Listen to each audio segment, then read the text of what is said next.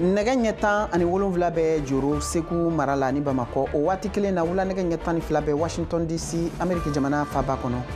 an balimaw aw n'u la a y'aw bisimila VOA Banbara ka Malikura kunnafoniw kɛnɛ kan bi araba janvier kalo tile 29 san 2025 kunnafoniw la kumaba dɔw bɛna tali kɛ ninnu de kan.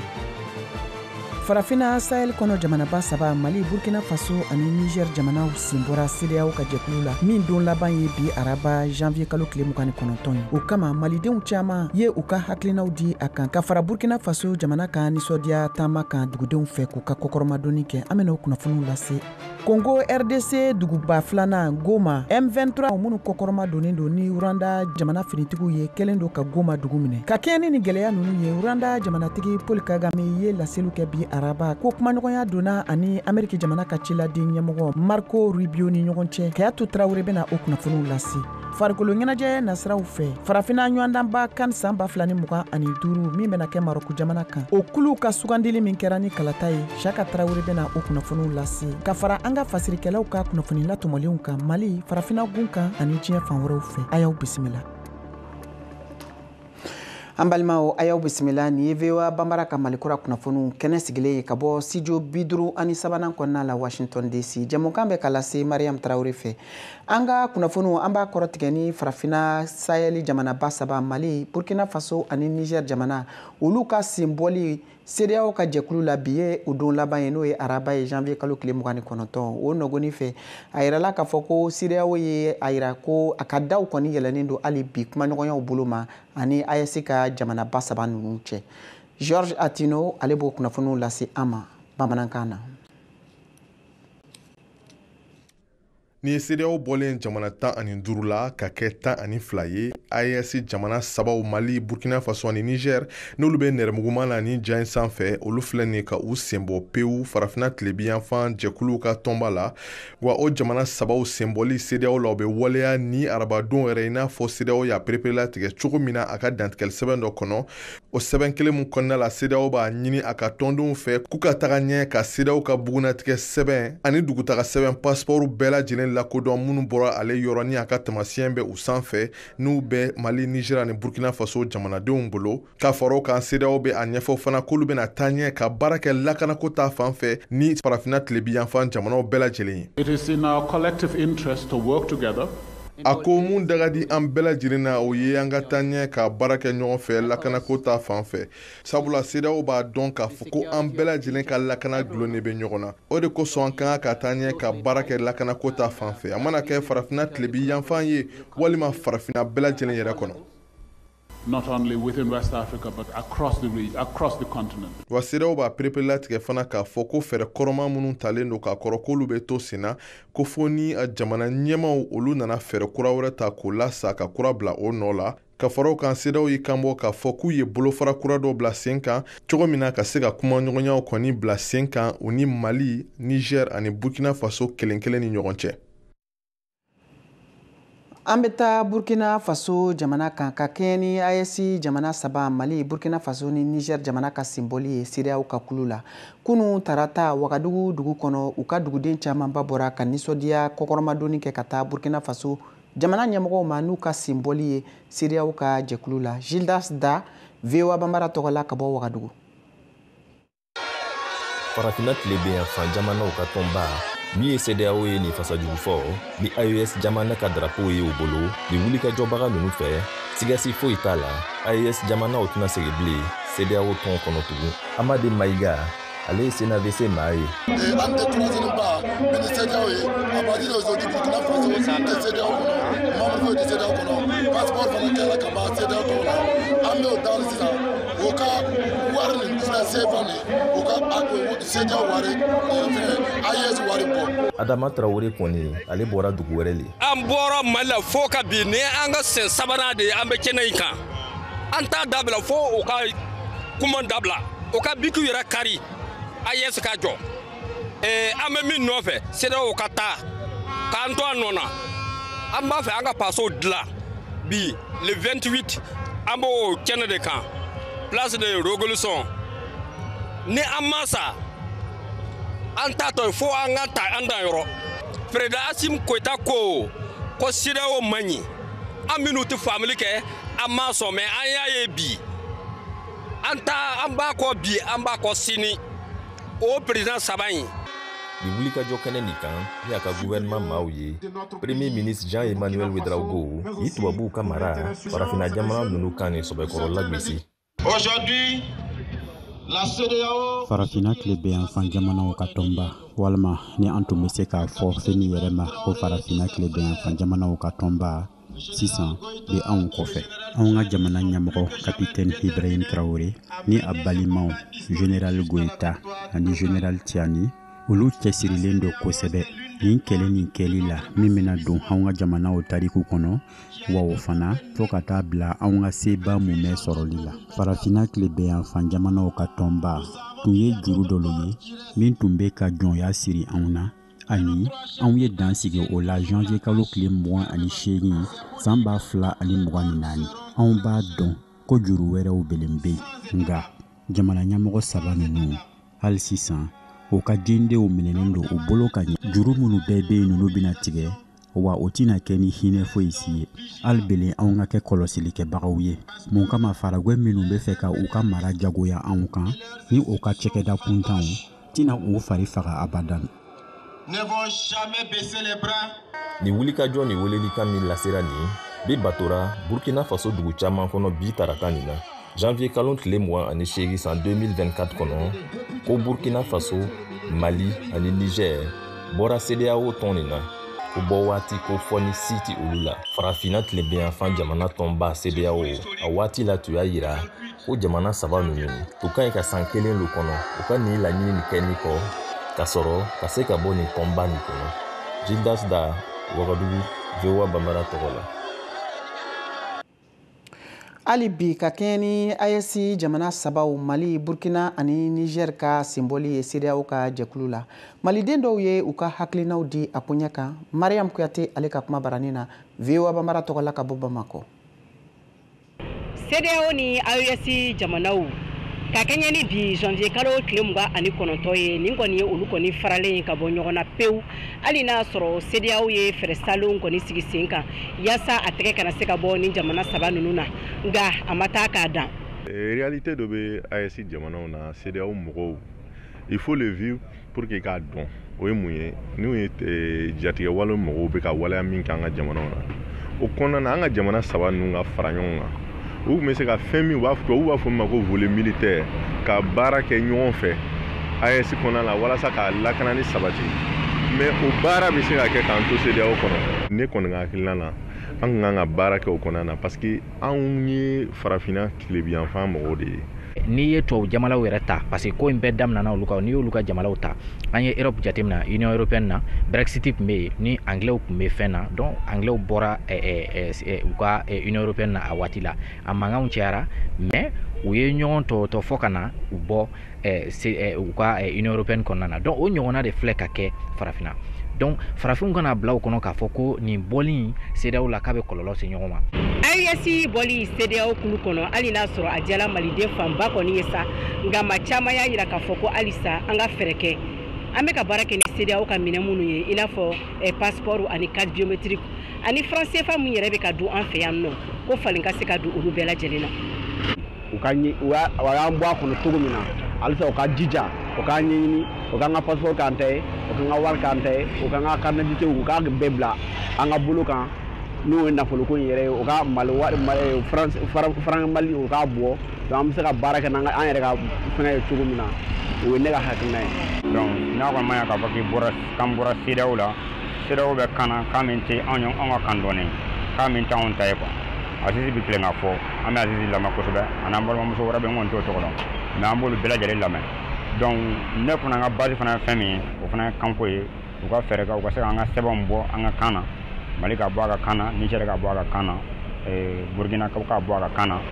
Ayiwa aw bɔla ka malidenw ni hakilinataw lamɛn sisan ka kɛɲɛ ni AES yɛrɛ bɔli ye CEDEAO kulu kɔnɔ hali n'a sɔrɔ n'a diyala maliden fanba ye dɔw filɛ n'i y'a jira k'a fɔ ko fɛn min don k'a ma ɲɛ ko bawo ko jamana ninnu taalan de ye ɲɔgɔn ye nka min ye CEDEAO yɛrɛ jɛkulu ɲɛmaaw ye sa sɔgɔmada in na u ye bataki kɛrɛnkɛrɛnnen bɔ bataki min don ɲɔgɔn faamuya bataki don ko bawo min ye CEDEAO yɛrɛ passeport a n'a carte biométrique ye ko baaraw bɛ se ka kɛ u la AES jamanadenw fɛ tani ka segi fɛnɛ bɛ se ka kɛ u fɛ CEDEAO jamanaw kɔnɔna na ani AES jamanaden minnu bɛ baara kɛ CEDEAO jamanaw kɔnɔ olu fɛnɛ ka baaraw bɛ se ka waleya u fɛ yani AES jamana ɲɛmaaw olu yɛrɛ ka hakilina kulaw ta Mariam Kuyate ka lasirikan don ka bɔ Bamako VOA Bambara tɔgɔ la. An bɛ taa farafina camancɛ fan fɛ Congo RDC jamana kɔnɔna la u ka duguba filanan n'o ye Goma ye n'a laminɛlen don ni waati in na kɛrɛnkɛrɛnnenya la min bɛ u ka jamana kɔrɔnfɛn fan fɛ M23 ka finitigi kulu ani ka fara u ka kɔkɔrɔmadonni kuluw kan ni o ye Uranda jamana finitigiw ye kɛlen don ka Goma dugu kɔni minɛ o nɔgɔnin fɛ bi araba Uranda jamanatigi Paul Kagame ale bɔra ka folikan kɛrɛnkɛrɛnnen kɛ kumaɲɔgɔnya min donna ani Ameriki jamana ka ciladen kulu ɲɛmɔgɔ Marco Rubio ni ɲɔgɔn cɛ ko n'o dɔ bɛna tali kɛ kumaɲɔgɔnya nafamaw kan walasa kɛlɛ ka se ka lajɔ. Keyatu Traoré. Uranda jamanakuntigi Paul Kagame ye tasibila kɛ bi arabadon in na ka kɛɲɛ ni ani l'Ameriki kɔkanko kotigi Marco Rubio ka kumaɲɔgɔnyaw ye minnu kɛnɛw sigira maramafɛnw sɛmɛliw laɲiniw kan République démocratique du Congo ani ka tila ka baara kɛ fitinɛgɛlɛya ni a binnen bu u kan bi dan bɛ se ka sigi u la cogoya min na pewu. L'Ameriki kɔkanko kotigiso ka kunnafoni laselikanw ka fara maramafɛnw sɛmɛliw hakilinaw laɲiniw bɛɛ lajɛlen kan fila bɛɛ sinsira Congo République démocratique jamana ka yɛrɛma hɔrɔnyaw ani ka kanabilaw lakodɔnniyaliw ne u batoli ko ɲumanw bonya ani karama kɔnɔna la kan. Goma République démocratique du Congo dugu belebeleba ka taabolow kɔni donna dibi la kaban sabila bi araba in na a pankurun jigiyɔrɔ ani ka fara dugu kuluma yɔrɔ camanbaw kan minɛnen bɛ M23 bamanci kulu maramafɛntigiw ni Uranda jamana sɔrɔdasiw fɛ. Waati min na duniya marakɛlaw b'a la ka fara ɲɔgɔn kan yaasa ka ɲɛɲini gɛlɛya nunu na République démocratique du Congo jamanakuntigi Félix Tshisekedi banna ka taa kumakɛnɛ sigi bolodalenw duniya marakɛla dɔw fɛ ani Uranda jamanakuntigi Paul Kagame ni ɲɔgɔn cɛla la kɛnɛ kan. Nin bɛna don an ka jɛmukan tako filanan o hukumu kɔnɔ o kama an b'a ɲini aw fɛ aw ka to an ka arajo fiɲɛsiraw ni jabarani so kan aw kan bɛɛ sɔnni.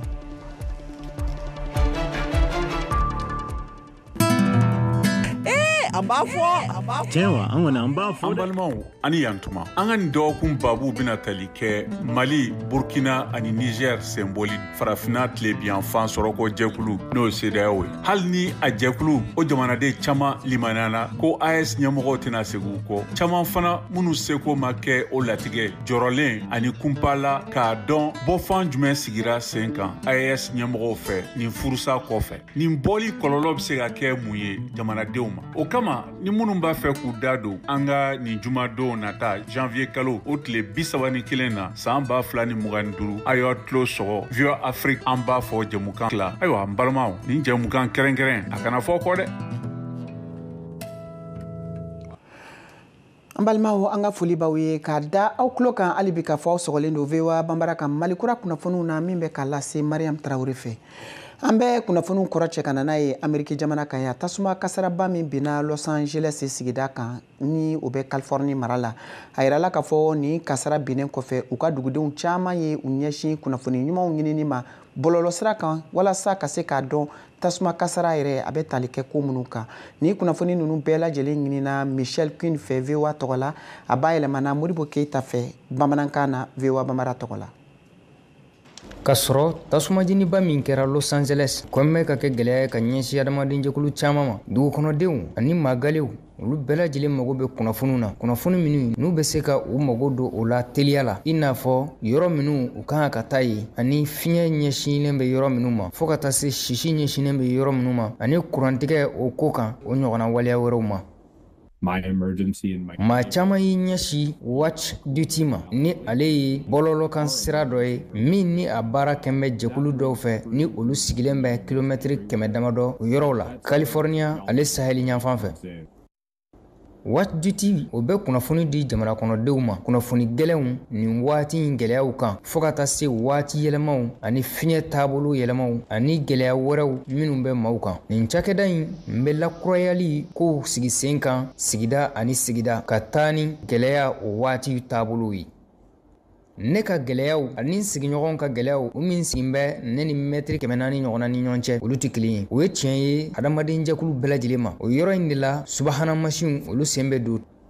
Watch Duty ale be kunnafoni jele ani kunnafoni sensene min di hadamadenw ma o ye kun dɔ ye min kɛra sababu ye ni ka kɛ bɔlɔlɔ ka matarafalen ye kosɛbɛ maa miliyɔn 7 olu bolo o minnu caman ye nin bɔlɔlɔ sira in o matarafa dɔgɔkun laban in kɔnɔna na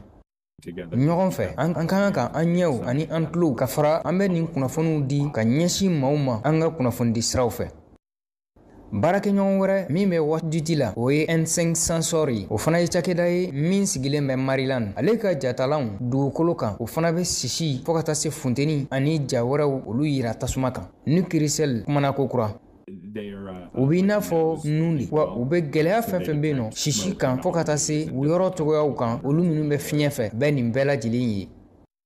cakɛda Watch Duty ale bɛ jamana 22 o kɔnɔ kɛrɛnkɛrɛnyala États-Unis tile binyanfan wa a kɛn bɛ ka fɛɛrɛ sigi sen kan walasa ka jamanaw bɛɛ lajɛlen lasɔrɔ min b'a to tasuma tiɲɛniw o bɛ se ka kɛ a ka hakilinaw bɛɛ lajɛlen kɔnɔna na cogoya min Watch Duty bɛ fɛ ka hakilina wɛrɛ fana sigi sen kan ka se ka waleya gɛlɛya minnu bɛna i n'a fɔ fiɲɛbaw sanjibaw dugukolo yɛrɛyɛrɛw fɔ ka taa se dugukolo pɛrɛnniw ma ka se ka baara kɛ olu bɛɛ lajɛlen kan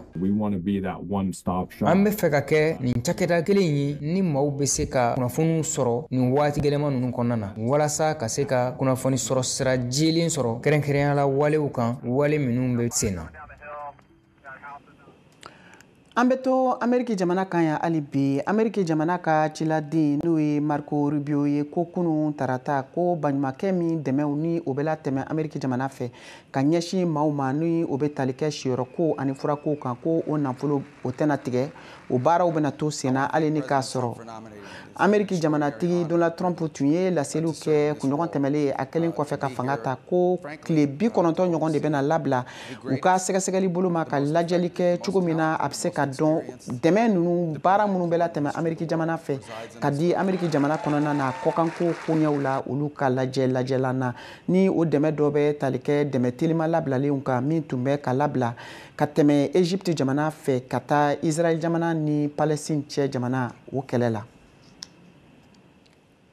an bɛ to kunnafoniw kɔnɔ hali bi Israel jamana ɲɛmɔgɔw ye laseli kɛ k'a fɔ ko u kɔni kɛlen don ko ka fɛn caman de makɔnɔ u jigi bɛ minnu kan jamanatigi Donald Trump ka nin fanga filanan in kɔnɔna la a y'a yira u senfɛ k'a fɔ ko fɛn min ye hakilijagabɔ baaraw ye ni o bɛ kɛ politiki ko nasiraw fɛ o taabolo ko u jigiba ye o kan kosɛbɛ Ameriki jamanatigi Donald Trump ka fan fɛ min kunnafoniw bɛɛ lajɛlen sɛgɛsɛgɛra Linda Greenstein fɛ ka bɔ Jerusalem a ba yɛlɛmana ni waati in na Nama Jara fɛ VOA Bamara tɔgɔ la États-Unis jamana kuntigi Donald Trump ye laɲini laban min kɛ a ka sarati fɔlɔ kɔnɔ arabula kɛlɛ in na n'o ye Moyen-Orient jamanaw ye a ye Palestinikaw bila ka taa Egypte ni Jordani jamanaw la wa a ka ni laɲini in kosɔn Israel jigi b'a ka kokanko politiki kan bawo fɛɛrɛw bɛna ta Israel jugu kama n'o ye Iran ye o kama Israel jamanadenw caman jango marabagajɛkulu ɲɛma Benjamin Netanyahu jɛɲɔgɔnw jigi bɛ Donald Trump ka kokanko politiki kan ne dalen b'a la n'an ye baara kɛ ɲɔgɔn fɛ tugun an bɛna Ameriki ni Israel jɛɲɔgɔnya sinsin kosɛbɛ ka tɛmɛ fɔlɔ kan o la an bɛna se sɔrɔ Iran jatigiwalenkɛlaw kan n'o bɛna kɛ sababu ye bɛn ni hɛrɛ bɛna an ka mara kɔnɔ jateminɛkɛlaw dɔ y'a jira ko Donald Trump ka dɛmɛ bɛ se ka to Israel bɛ se ka mugujugu minnu bɛ Iran bolo n'u ko arme nucléaire ka taa n'u tiɲɛni baaraw ye n'u sera ka Iran ka lafasalibagaw n'u ka lasigidenw fanga dɔgɔya Gaza ani Liban Den Diker ye lakana cakɛda ɲɛma ye Jerusalem jateminɛkɛla dɔ fana Israel very much needs the support, cooperation. Israel mako bɛ dɛmɛ na kosɛbɛ jango Trump ka dɛmɛ walasa ka Iran fanga dafiri ani ka mugujugu n'o ye programme nucléaire ye k'u tiɲɛ. Finally, perhaps eliminate the Iranian regime leadership and its nuclear program. Jateminɛkɛlaw dɔ y'a jira fana k'u ma da la ko ni Donald Trump bɛna Israel dɛmɛ ka Iran kɛlɛ. Heli Barrel tun ye lakana cakɛda ɲɛma ye ka kɔrɔ Israel. He would first try to push a b'a lajɛ fɔlɔ ka bɛn sɔrɔ ka sɔrɔ kɛlɛ ma kɛ wa a bɛna o laɲini de bila ɲɛfɛ fɔlɔ. His first priority. Jamana kuntigi Donald Trump k'a bɛna bɛnkanw caya n'a tun y'u kumaɲɔgɔnyaw kɛ a ka sarati fɔlɔ kɔnɔ Israel ni arabu jamanaw ni ɲɔgɔn cɛ i n'a fɔ Arabi Saoudite. Jonathan Reinhold kalanfa dɔ Bar Ilan sanfɛ kalanso la Tel Aviv Israel jamana na. He wants to be the guy to do the deal. A b'a fɛ ka kɛ mɔgɔ ye min bɛna san 100 in bɛnkan dafa wala bɛnkan bɛna sinsin Israel ni arabu jamanaw cɛ n'o bɛna kɛ sababu ye ka jɛ ka lakana sabati ka ɲɛsi i n'a fɔ Iran ni jatigɛwalenkɛlaw babagaliw ma. Trump ka hakili la a b'a fɛ Amerika dɛmɛ dɔɔni kɛ o siratigɛ la. He wants America to do less. Arabi Saoudite marabagaw y'a jira ko bɛnkan hɛrɛ kama u ni Israel cɛ o bɛna kɛ sababu ye Palestine ka kɛ jamana ye. Ni Israel marabaga jɛkulu ma sɔn o ma o bɛ se ka bɛnbaliya nati Trump ni Israel ɲɛmɔgɔw cɛ. Den Diker ka fɔ la jateminɛkɛla dɔ. He will be looking for a deal an bɛna bɛnkan ɲini Palestine kan Cisjordanie jamana na walasa ka fɛɛrɛw sɔrɔ gɛlɛya min b'a ni Israel cɛ. O kɔrɔ ko Israel ka kan ka sigi n'o ye ka ka laɲini dɔ sugandi. And make a number of different alternatives. États-Unis jamana kuntigi Donald Trump ye layiru ta k'a bɛna kɛlɛ bɛɛ ban wa a ye bonya sɔrɔ kosɛbɛ Israel jamana na ka sababu kɛ kɛlɛ jɔra sisan ani bɛnkan sɔrɔli Israel ni Hamas cɛ n'o kɛra sababu ye kasoladenw bilara nka ka arabula n'o ye Moyen-Orient jamanaw ye kɛlɛ in ban pewu o tɛna kɛ kɔnɔgɔ ye Donald Trump ma. Farikolo ɲɛnajɛ nasiraw fɛ farafina ɲɔgɔndanba n'o bɛ wele ko CAN san 2025 min kan ka kɛ Maroc jamana kan ɲɛbila baaraw kɛra ka ban. Siyaka Tarawele ale bɛ an bolo nin waati in na ka bɔ Bamakɔ ale bɛna o kunnafoniw lase. Siyaka i n'o la. Madame Tarawele i n'o la. Ayiwa n palan kɔnɔna bɛ cogo di? N palan falen don kosɛbɛ i n'a fɔ a bɛ deli ka fɔ cogoya min na. Bi ta bɛɛ bɛ tali kɛ i y'a fɔ cogoya min na CAN kanu ye Coupe d'Afrique des Nations. Maroc b'a fɛ mun duuru ɲɛbilaw ye an ko tirage au sort. O baaraw bɔra ka kɛ kunnasini ntɛnɛn janvier kalo tile 7 jamana 24 minnu bɛna u yɛrɛ ta ɲɔgɔndanba in na Marocains fɛ yen o jamanaw bɛɛ y'a dɔn u bɛ kulu minnu kɔnɔna na n'an ko groupe 6 don bɛɛ y'i ta ni bila dɔn sisan k'a fɔ ne ni min kan ka bɛn o de siratigɛ la min ye jatigi ye Maroc yɛrɛ ale ni Mali ka fara Zambie ani Comores kan olu de bɛ kulu kelen na n'an ko groupe A. Ɲɔgɔndan in a tɛna kɛ basi ye min na bɛ dɛsɛ ka da kan bɛɛ sigilen don k'a makɔnɔ o de siratigɛ la an wele kan se farikolo ɲɛnajɛ kunnafoni dilan ma Mali la yan Salifu Jakite a b'a yira an na k'a fɔ ko baranako caman bɛ se ka ye ɲɔgɔndan in kɛnɛ kan ka da kan jamanaden tɛ bi bi na sirantɔlɔnta bunakun kan farafinna an ka Salifu Jakite lamɛn a bɛ a ka dalilu fɔ an na. CAN kɔni kɛnɛ ka i n'a fɔ compétition bɛɛ lajɛlen balinanko caman bɛ se ka ye a kɔnɔna na i bɛ taa sɔrɔ gɛlɛya bɛ équipe dɔw kan wagati dɔw la équipe dɔw yɛrɛ bɛ compétition daminɛ ni gɛlɛya ye nka tagalen ɲɛfɛ u b'u yɛrɛ sɔrɔ o misali ye Côte d'Ivoire ye CAN tɛmɛnen Côte d'Ivoire yɛrɛ ka qualification ka bɔ poule la o kɛra nigisi nagasa dan ye mais a bɛ kuncɛ yɔrɔ min Côte d'Ivoire sera ka i banban fo ka taa final la ka coupe yɛrɛ o ta donc an bɛ se ka sigi n'o ɲɔgɔn fɛnɛ ye CAN Maroc 2025 ale kɔnɔna na jamana caman bɛ a kɛnɛ kan olu kɔni ye coupe in ta ka tɛmɛ ni ma fili jamana 12 olu bɛ ɲinɛ ta la o bɛɛ delila ka CAN ta ka tɛmɛ jamana dɔw bɛ yen minnu ma deli ka CAN ta i n'a fɔ Mali Burkina Faso Gabon mɔgɔ kan k'i kɔlɔsi olu la parce que u fɛnɛ u ka participation ka ca CAN kɛnɛ kan u bɛ ɲɛda ɲɛnɛmaw yira nka détail fitinin dɔw de b'u jɛ à chaque fois surtout Mali yɛrɛ n'i ye Mali ta k'a lajɛ an b'a ye k'a fɔ Mali éliminé na cogo min CAN tɛmɛnen na Côte d'Ivoire ɲɛkɔrɔ hali sisan a nimisa bɛ an maliyɛnw na ka d'a kan Mali ni élimineli kun man kan cogo si la nin ntolantan in na an ye ntolantan min kɔni ye donc n hakili la Mali degeli karamɔgɔ kura Tom Saintfiet a n'a ka cɛdenw fo ka taa se fédération ɲɛmɔgɔw ma ale ni ministère ka fara maliden bɛɛ lajɛlen kan bɛɛ lajɛlen k'i tɛgɛ di ɲɔgɔn ma ka baaraw kɛ degeli karamɔgɔ ka plan de préparation ɲɛnɛma bɔ ka di fédération ma fédération ni ministère u k'u jija ka o plan exécuter ni o kɛra an bɛ ka min ɲini a bɛ sɔrɔ parce que bien avant même le tirage Mali équipe n'i y'a ta k'a lajɛ équipe ntolatan jolenw b'an bolo wa jamana caman tun bɛ ka Mali éviter Maroc yɛrɛ olu min ye tulo labɛnbaga ye u fɛnɛ sirannen don Mali ɲɛ u ka ntolatana kɔrɔ dɔ tun bɛ tirage kɛnɛ kan n'o ye Aji ye Mustafa Aji ale y'a jira k'a fɔ ko olu bɛ n'u kɔlɔsi Mali la kosɛbɛ kosɛbɛ ka d'a kan Mali ntolatanaw bɛ yɔrɔ min na bi in na o bɛ don ka di u la. Ala ka tulon diya. Amina yarabi.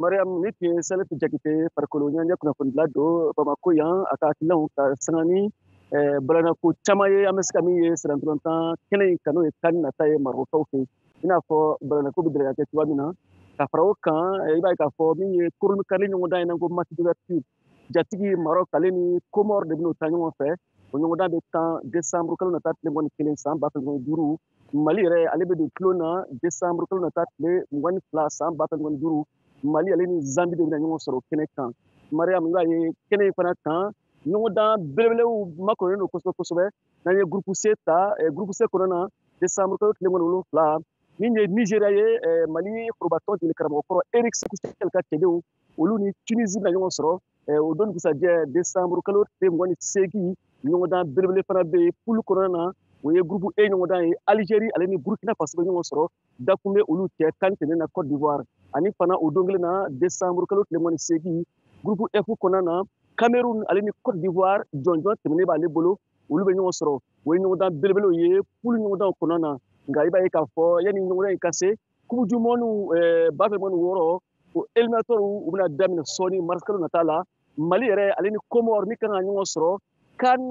phase poule kɛnɛ kan Mali ni Comore bɛ poule kelen na o éliminatoire ninnu kɔnɔna na Comore ɲɔgɔndan minnu tɛna ka ban Comore de bɛ jɔyɔrɔ fɔlɔ la Mali ka poule kɔnɔ Mali de karamɔgɔ Tom Seti tirage kɛra k'a sɔrɔ Marocains fɛ yen a y'a jira ko nin tɛ baasi ye tirage ɲɛna Mali ni jatigi Maroc ka fara Comore kan ni Zambie ko a bɛna kɛ ɲɔgɔndanw ye minnu bɛna kɛ ɲɔgɔndan jijalenw ye fɛɛrɛ bɛna kɛ walasa Mali a na se ka fɛɛrɛ bɛ kɛ min b'a to a na se ka se sɔrɔ cogoya min na a ka fɔ la Tom Seti Mali forobatɔn jeli karamɔgɔ min ye fédération ka taa se ministère ma ani sirantulantanw ka fara ale yɛrɛ n'a ka cɛdenw kan u bɛna baaraw bɛ sigi sen kan walasa ɲɔgɔndan ka ja tulon ka ja kubu yɛrɛ a bɛ se ka sigi ka na cogoya min na Mali la an fana an ma se ka an ma kubu sɔrɔ fɔlɔ Mariam Mali bɛ se ka kubu sɔrɔ cogoya min na o baaraw de bɛ sen na an bɛ se ka bi taa jɔnya ni Ala sɔnna ma araba nata an bɛ ɲɔgɔn sɔrɔ tuguni Saka Traore an ka foli b'i ye dantɛ foli min na ka jɛmukan kuncɛ an b'a da aw tulo kan ka fɔ sirabakan pankulu kasaraba dɔ kɛra Sudan woroduguyan fan fɛ n'o ye Sudan Sud ye a yirala k'a fɔ mɔgɔ 20 ani kɔ ɲɔgɔn olu de ni bɔnɛna min kunnafoni dira u ka minisiriso min sigilen don kunnafoni di kunna olu ka laseli sen fɛ nin de bɛna dan sigi aw ka bi Malikura kunnafoniw na aw ni ce aw ka kulomajɔ la aw kan bɛɛ waati wɛrɛ.